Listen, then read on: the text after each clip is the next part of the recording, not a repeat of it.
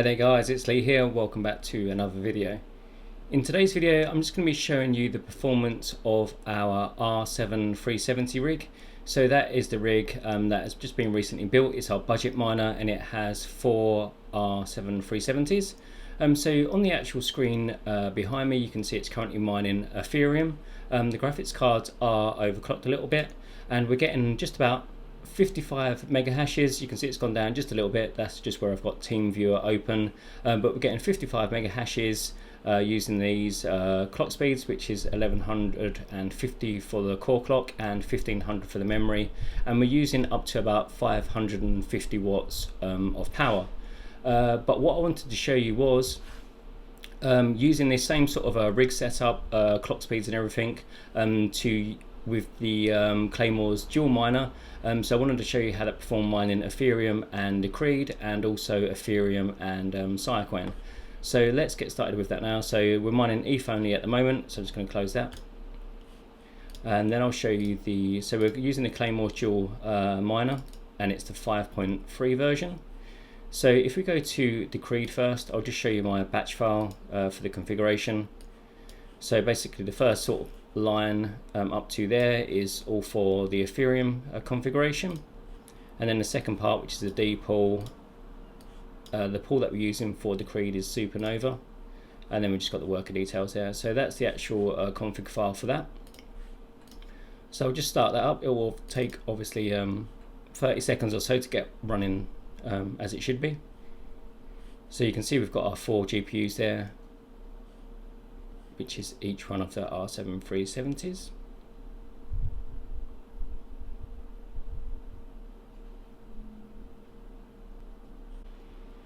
Okay, so it's just taken a minute or two to kind of get up and running there. You can see on the actual miner window, so now we're mining Ethereum at 53.8, but we're also dual mining Decreed, which is at 808 mega hashes. So at the moment the actual power usage is, let me just take a quick look, it is at 581 watts. So we're using about 30 watts extra over mining Ethereum just on its own. What you can also do with this particular miner, you can change the intensity of the secondary coin. So if I use I'm actually on a Mac, so I'm not actually done this before, hopefully it works the same. Yeah. So if we use the plus and minus keys whilst we're actually in the window, you can change the intensity of the secondary coin. So now what should happen is, this time we should get closer to our original hash rate on Ethereum, and the Decreed will go down a little bit, but I personally prefer to mine Ethereum anyway. So you can adjust the intensity either higher or lower depending on how much you want to mine of the actual secondary coin. And the same is true also for Siacoin, which I'll be showing you in a moment. So I'm just going to let that go through and refresh again. Okay, so that's updated it a few times now. So you can see the Ethereum up there, it's 54, 53, 53, and the Decreed at the same time is at 530, 530, 530, and then we've got Ethereum just updated at the bottom there, 54.6 and 540 Decreed. So obviously the longer you leave this running, you're going to go on and get a better overall average hash rate, so you'll be able to understand and see it better. But like I say, changing those intensity options can give you a better overall effect. I'll just check the power usage again, and yeah, we're about 571 now. So yeah, so that's your comparative kind of basis. So what I'll do is we'll close this now, and now I'll show you the Ethereum and Siacoin combined. So here's my batch file, same as before. First sort of line is all Ethereum, and then the second part is for setting up with the siamining.com, the pool that we're using, our worker address details, etc. Sorry, excuse me. And then at the end we've just got this dcoin space SC, that just confirms that we want to be using Siacoin. Okay, so this time I'll start the miner up for Ethereum and Siacoin. As before, it will take just a minute to get up and running fully. Okay, so the miner is starting to refresh quite regularly now. So at the top we've got the Ethereum. It's kind of going 51, 51.2, 51.9, 51. So we'll call it 51.5 mega hashes. And Siacoin is 779, 765, 738. So roughly about 750 mega hashes there as well. So the power usage at that sort of settings is we're using quite a bit more power. We're using 620 watts now, so it's quite a bit up from Ethereum on its own, and also even Ethereum and Decreed. So that's something that we obviously need to consider.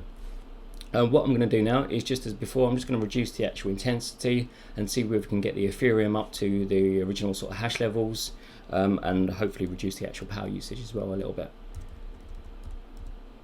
So I'm just going to reduce the intensity down to 20, and the default is 30. And we'll just see what effect that has. Okay, so that's back up and working again. So we've got Ethereum now is 54.1, 50, 54.2, 53.7.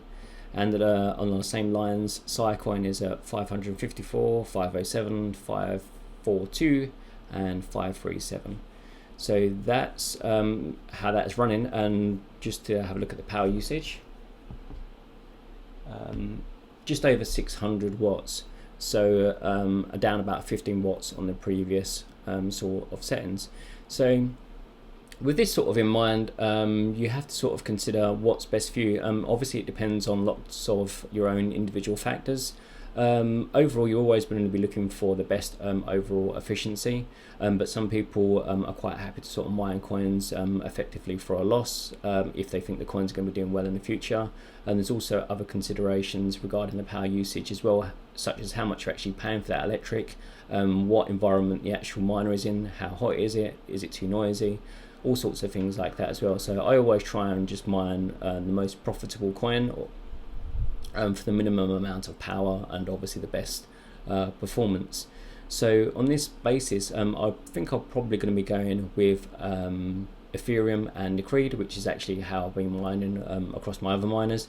But I thought I'd just be interesting to share it with you on this particular rig, just so you can sort of see how it looks from another sort of point of view.